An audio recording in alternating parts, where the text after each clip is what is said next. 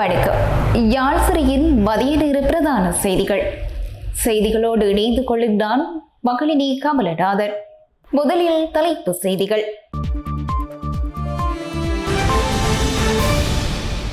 ஒரு 1,70,000 தமிழர்கள் கொல்லப்பட்ட முள்ளிவாய்க்கால் பகுதியையும் ஐக்கிய நாடுகள் மனித உரிமைகள் உயர்ஸ்தானிகர் பார்க்க வேண்டும். பிறந்து சில மணி நேரமே ஆன சிசு மருத்துவமனை குளியலறையில் சடலமாக மீட்பு, ஒருவர் கைது. சாரதியின் பொறுப்பற்ற செயலால் பறிபோன அப்பாவி உயிர்கள், தொடரும் சோகம். 2400 ஏக்கர் காணிகளை விடுவிக்க கோரி தொடர் போராட்டத்தில் இறங்கிய மக்கள், யாழில் தொடரும் போராட்டங்கள். 8 பேரின் உயிர்களை காவு கொண்ட ராட்சத பலூன், பிரேசில் சோகம். பெரும் போருக்கு அடித்தளமிட்ட அமெரிக்கா, ஈரானின் அணுசக்தி நிலையங்களை தாக்கி அழித்ததாக டொனால்ட் ட்ரம்ப் அறிவிப்பு. தொடர்பான விரிவான செய்திகள். இலங்கையில் தமிழர்களை இலக்காக கொண்டு தொடர்ச்சியாக காணி அபகரிப்புகள் மற்றும் மனித உரிமை மீறல்கள் குறித்து கவனம் செலுத்துமாறு ஐக்கிய நாடுகள் சபையை ஒல்காட் நிறுவனம் கேட்டுக்கொண்டுள்ளது. ஐக்கிய நாடுகள் மனித உரிமைகள் உயர்ஸ்தானிகர் வோல்கர் டக் இலங்கைக்கு வருகை தரவுள்ள நிலையில் தமிழர்களை இலக்காக கொண்ட தொடர்ச்சியான காணி அபகரிப்புகள் மற்றும் மனித உரிமை மீறல்கள் குறித்து ஐக்கிய நாடுகள் சபை உடனடியாக கவனம் செலுத்த வேண்டும் என ஓக்லாந்து நிறுவனம் கேட்டுக்கொண்டுள்ளது. இதில் உள்நாட்டு போர் முடிந்து 16 ஆண்டுகள் கடந்துவிட்ட போதிலும் 1948ஆம் ஆண்டு முதல் ஓரங்கட்டப்பட்ட தமிழர்கள் இன்னும் நீதி கிடைக்காமல் காத்து கொண்டிருக்கின்றனர். அண்மையில் செம்மணியில் கண்டுபிடிக்கப்பட்ட 19 மனித எலும்புக்கூடுகளின் விவகாரத்தில் சர்வதேச கண்காணிப்பு கோரப்படுவது, இலங்கையில் தண்டனைகள் தொடர்ந்து விலக்கப்படுவதையே எடுத்துக்காட்டாகவும் குறித்த நிர்வாகம் சுட்டிக்காட்டியுள்ளது. அத்துடன் வடக்கு மற்றும் கிழக்கில் தமிழர்கள் பெரும்பான்மையாக வசிக்கும் பகுதிகளையும், குறிப்பாக போரில் சுமார் 1,70,000 தமிழர்கள் கொல்லப்பட்டதாக கருதப்படும் முள்ளிவாய்க்கால் பகுதியையும் உயர்ஸ்தானிகர் வோல்கர் டக் பார்வையிட வேண்டும் என ஓக்லாந்து நிறுவனம் கூறியுள்ளது. மேலும் காணி அபகரிப்புகள் மற்றும் கட்டாய பௌத்தமயமாக்கல் போன்ற நடவடிக்கைகளின் மூலம் தமிழ் அடையாளத்தை அளிக்கும் முயற்சிகள் தொடர்ந்து நடைபெறுவதாகவும், தமிழர்கள் வாழும் பகுதிகள் கடுமையான இராணுவ ஆக்கிரமிப்பின் கீழ் இருப்பதாகவும் அந்த நிர்வாகம் கவலை தெரிவித்துள்ளது. தமிழ் நாடாளுமன்ற உறுப்பினர்கள் மற்றும் போராட்டக்காரர்கள் அரசாங்கத்தின் அச்சுறுத்தலை எதிர்கொள்வதாகவும், நாட்டில் தலைமைத்துவ மாற்றம் இருந்த போதிலும் பயங்கரவாத தடை சட்டத்தின் பயன்பாடு உட்பட பல அடக்குமுறை கொள்கைகள் தொடர்வதாகவும் ஓக்லாந்து நிர்வாகம் குறிப்பிட்டுள்ளது. இலங்கையில் பொறுப்புக்கூறல், காணி மீளப்பெறுதல், இராணுவமயமாக்கல் மற்றும் தமிழருக்கான அரசியல் தீர்வை வலியுறுத்துவதற்கான முக்கியமான தருணங்களாக கருதப்படுகின்றன என வலியுறுத்தியுள்ள நிறுவனம், நீதி மற்றும் நல்லிணக்கத்தை அடைவதில் சர்வதேச சமூகம் தனது அழுத்தத்தை தொடர வேண்டும் என்றும் இந்த அமைப்பு கூறியுள்ளது. பதுளை மகையங்கடை பிரதான வீதியில் தொன்கிந்தை 4வது மைக்கேல் பகுதியில் பேருந்து ஒன்று வீதியில் கவிழ்ந்து விபத்துக்குள்ளானதில் 3 பேர் பலியாகியுள்ளனர். இந்நிலையில் குறித்த பேருந்தை சாரதியின் உதவியாளரே செலுத்தியிருந்ததாக போலீஸ் விசாரணையில் தெரிய வந்துள்ளது. நேற்று மாலை தொங்கிந்த 4வது மைல் பகுதியில் பேருந்து ஒன்று மின்கம்பத்துடன் மோதியதில் விபத்துக்குள்ளாகியுள்ளது. இந்த விபத்தில் பேருந்தில் பயணித்த 3 பேர் உயிரிழந்ததுடன் 34 பேர் காயமடைந்தனர். நேற்று அதிகாலை பதுளை முத்தியங்கனை விகாரையில் வழிபாடு செய்துவிட்டு வீடு திரும்பிக் கொண்டிருந்த போது இந்த துயர சம்பவம் நிகழ்ந்துள்ளது. விபத்து குறித்த தகவல் கிடைத்தவுடன் பதுளை ஆதார வைத்தியசாலையின் வைத்தியர்கள் உள்ளிட்ட மருத்துவ குழுவினர் உடனடியாக செயற்பட்டு காயமடைந்தவர்களை வைத்தியசாலைக்கு கொண்டு செல்ல நடவடிக்கை எடுத்தனர். விபத்து தொடர்பாக பேருந்தின் சாரதி மற்றும் உதவியாளர் ஆகிய இருவரையும் பதுளை காவல்துறையினர் கைது செய்து விசாரணை மேற்கொள்ளப்பட்ட நிலையில் விபத்து நடந்த சமயத்தில் பேருந்தை சாரதியின் உதவியாளரை செலுத்தி இருந்தது உறுதியாகியுள்ளது. இந்த சம்பவம் தொடர்பாக பதுளை போலீசார் மேலதிக விசாரணைகளை மேற்கொண்டு வருகின்றனர்.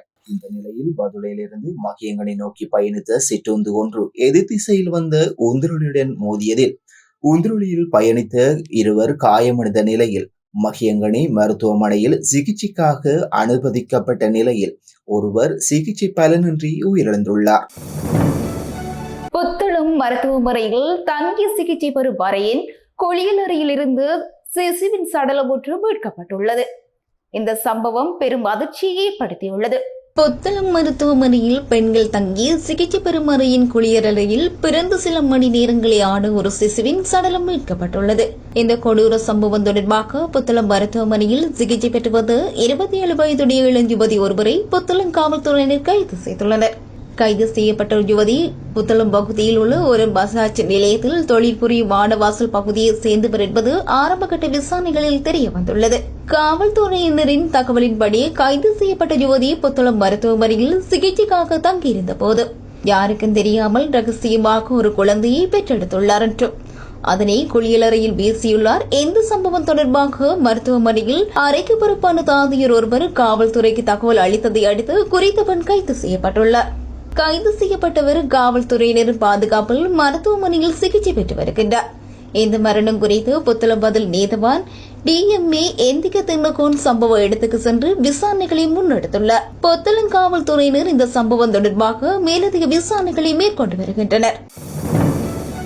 யாழ்ப்பாணம் பலிகாமம் வடக்கு பகுதியில் இராணுவ கட்டுப்பாட்டில் உள்ள 2400 ஏக்கர் காணிகளை விடுவிக்க கோரி காணி உரிமையாளர்கள் ஜூன் 21 முதல் தொடர் போராட்டத்தை முன்னெடுத்து வருகின்றனர். யாழ்ப்பாணம் பலிகாமம் வடக்கு பகுதிகளில் காணிகள் கடந்த 30 ஆண்டுகளுக்கு மேலாக இராணுவ கட்டுப்பாட்டில் இருந்து வரும் நிலையில் குறித்த காணிகளை விடுவிக்க கோரியே இந்த தொடர் போராட்டம் முன்னெடுக்கப்பட்டுள்ளது. மயிலிட்டி சந்தியில் நடைபெறும் இந்த போராட்டத்தில் மக்கள் பதாகைகளை ஏந்தியவாறு அமைதியான முறையில் ஆர்ப்பாட்டத்தில் ஈடுபட்டனர். யுத்தம் காரணமாக இந்த விவசாய நிலங்கள், குடியிருப்பு நிலங்கள் மற்றும் தொழில் நிலையங்கள் உள்ளிட்ட பல்வேறு காணிகள் 30 ஆண்டுகளுக்கு மேலாக உயர் பாதுகாப்பு வலயமாக இருந்து வருகின்றன. யுத்தம் நிறைவடைந்த பின்னர் ஆட்சிக்கு வந்த ஒவ்வொரு ஆட்சியாளர்களும் சிறிய சிறிய துண்டுகளாக காணிகளை படிப்படியாக விடுவித்தனர். இருப்பினும் விடுவிக்கப்பட்ட காணிகளில் மக்கள் தங்களின் வாழ்வாதாரத்தை சுயமாக முன்னெடுக்க முடியாத நிலை உள்ளதால் 2400 ஏக்கர் காணிகளையும் முழுமையாக விடுவித்தால் மட்டுமே தங்கள் வாழ்வியலை முழுமையாக முன்னெடுக்க முடியும் என்ற நோக்கில் இந்த போராட்டம் நடத்தப்படுகிறது.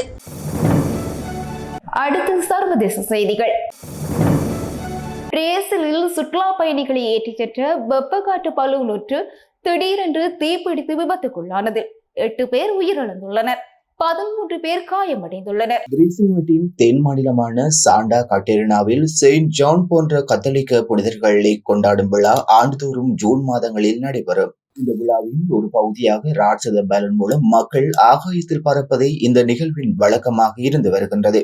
இந்த நிகழ்வில் சுமார் 21 பேர் பலூனில் வானை நோக்கி பயணித்த போது எதிர்பாராத விதமாக விபத்துக்குள்ளாகி உள்ளது. இந்த விபத்தில் 8 பேர் உயிரிழந்துள்ளதாக உள்ளூர் ஊடகங்கள் தெரிவிக்கின்றனர். காயமடைந்த 13 பேரும் தீயணைப்பு படையின் உதவியுடன் அருகிலுள்ள மருத்துவமனைக்கு கொண்டு செல்லப்பட்டு சிகிச்சை அளிக்கப்பட்டுள்ளது. பலூனுக்கு பொறுப்பான நிறுவனம் இது தொடர்பில் தெரிவித்ததாவது, இதற்கு முன் விபத்துக்கள் நடைபெற்றதில்லை என்பதை உறுதி செய்வதோடு தேவையான அனைத்து முன்னெச்சரிக்கை நடவடிக்கைகளும் பலூனில் உள்ள அனைவரையும் காப்பாற்றும் முயற்சியில் விரிவான அனுபவமும் பரிந்துரைக்கப்பட்ட அனைத்து நடைமுறைகளையும் பின்பற்றியதாகவும் இது தொடர்பில் அவதானம் செலுத்தி வருவதாகவும் கூறியுள்ளது.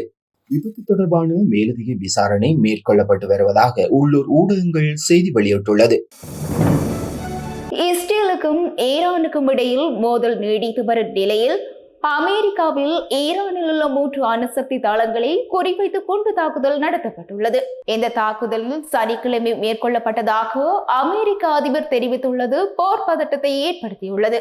இந்த மாத தொடக்கத்தில் இஸ்ரேலிய பிரதமர் பெஞ்சமின் நெதன்யாகு ஈரானின் அணுசக்தி திறன்களை முறியடிக்க இஸ்ரேல் ஈரானுக்கு எதிராக தாக்குதல்களை நடத்தியதாக அறிவித்தார்.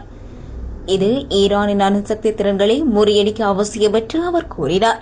இந்த தாக்குதலுக்கு எதிர்ப்பு தெரிவிக்கும் வகையில் அணுசக்தி நிலையங்களை தாக்குவதை தவிர்க்குமாறு இந்த தாக்குதலால் வெளிவரும் கதிர்வீச்சு பல 100 கிலோமீட்டர் பரவி மோசமான பாதிப்பை ஏற்படுத்தும் என்று சர்வதேச சக்தி நிலையம் ஐநா பாதுகாப்பு கவுன்சிலிடம் தெரிவித்திருந்தது. எவ்வாறாயினும் நேற்று சனிக்கிழமை அமெரிக்க ராணுவம் ஈரானின் அணுசக்தி நிலையங்களான போர்டோ, நாடான்ஸ் மற்றும் எஸ்பாகன் ஆகிய 3 அணுசக்தி தளங்களில் தாக்குதல் நடத்தியது. இதுகுறித்து ட்ரம்ப் வெளியிட்டுள்ள பதிவில் அணுசக்தி நிலையங்கள் மீது வெற்றிகரமான தாக்குதலை முடித்துள்ளோம் என்றும் அனைத்து விமானங்களும் தற்போது ஈரான் வான்வெளியை விட்டு வெளியேறிவிட்டன. முதன்மை தளமாக போர்டோ மீது முழு அளவில் குண்டுகள் வீசப்பட்டன. அனைத்து விமானங்களும் பாதுகாப்பாக நாடு திரும்புகின்றன. எங்களின் சிறந்த அமெரிக்க வீரர்களுக்கு வாழ்த்துக்கள். இதனை செய்ய வேறு எந்த இராணுவமும் உலகில் இல்லை. இப்போது அமைதிக்கான நேரம். எந்த விடயத்தில் உங்கள் கவனத்துக்கு நன்றி என்று ராம் தெரிவித்தார். யாழ் சிறையின் மதிய நேர பிரதான செய்திகள் நிறைவடைகிறது. உடனுக்குடன் செய்திகளை அறிந்து கொள்ள யாழ் சிறை மீடியா இணையதளத்தை பிரவேசியுங்கள். வணக்கம்.